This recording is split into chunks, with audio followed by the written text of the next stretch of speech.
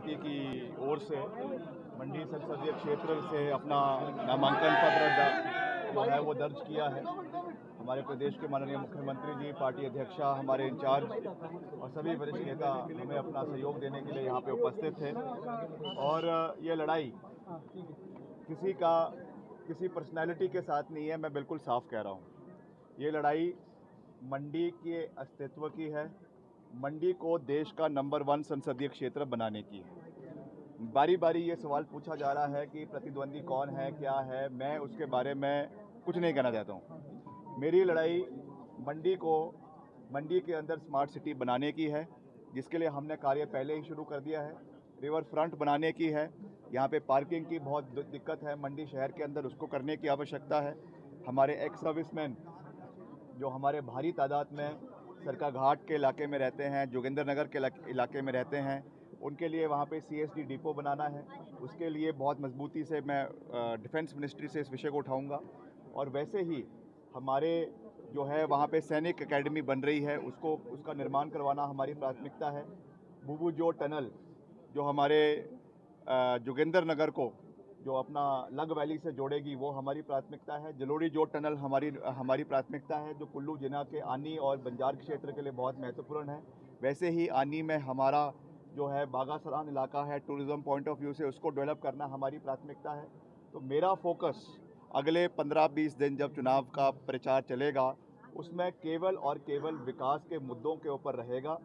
क्योंकि जो मोहतरमा अभी हमारे खिलाफ चुनाव लड़ रही हैं, वो सब चीज़ों के ऊपर बोलती है, मगर विकास के ऊपर उनकी ज़ुबान जो है वो खुलती नहीं है। आज तक 20-25 दिन उनको चुनाव प्रचार में हो चुके हैं। आज तक एक शब्द उन्होंने अपने विजन के बारे में लोगों को कहा नहीं है। करना क्या है? ठीक है, आप फिल्म स्टार है, आप जो भी है, मगर आप हमको सुबह से शाम तक मंचों के ऊपर गालियां देती रहती है। आप दीजिए, हमको कोई दिक्कत नहीं है, कोई परेशानी नहीं है, मगर कम से कम मंडी के लोगों को अपना विजन तो बताएं कि आप करना क्या चाहती हैं।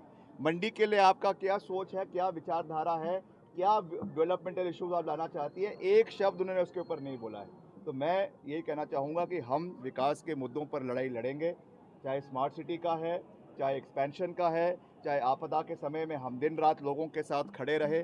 3500 करोड़ रुपए मैं केंद्र से हिमाचल के लिए लेकर आया। अभी आखिरी में कोड ऑफ कंडक्ट लगने से एक हफ्ता पहले अतिरिक्त नितिन गडकरी जी ने मेरे कहने पर 150 करोड़ रुपए हिमाचल प्रदेश को दिए, ऑन रिकॉर्ड दिए।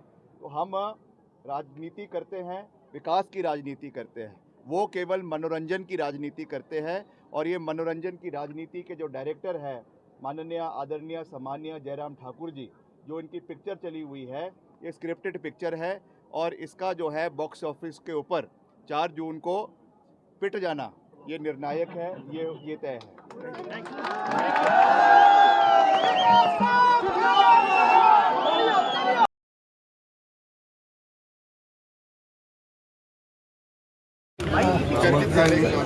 आज हमारे लोक निर्माण मंत्री बीते दिनों पिछले 4-5 दिनों से मैं मंडी संसदीय क्षेत्र का दौरा कर रहा हूँ। कुल्लू गया, पांगी गया, सब जगह गया। अपार समूह लोगों का कांग्रेस पार्टी की नीतियों के प्रति और आपदा में जो कांग्रेस पार्टी ने काम किया है उसकी सराहनीय प्रशंसा कर रहा है। मेरा ये मानना है कि इस चुनाव में कांग्रेस पार्टी जिस प्रकार भारतीय जनता पार्टी की रोल रहा है, आपदा प्रभावित परिवारों के साथ जब विधानसभा में प्रस्ताव नहीं खड़े थे, इस दृष्टि से भी हमारी सरकार इन मुद्दों को और बुलाएगी। और 15 महीने का जो कार्यकाल है, जो आम जनता से जुड़े मुद्दे हैं, OPS है, 1500 रुपया महिलाओं को देने की बात है, विधवाओं के बच्चों की मुफ्त शिक्षा की बात है, राजस्व अदालत लगाने की बात है, और ये सारी चीज़ें।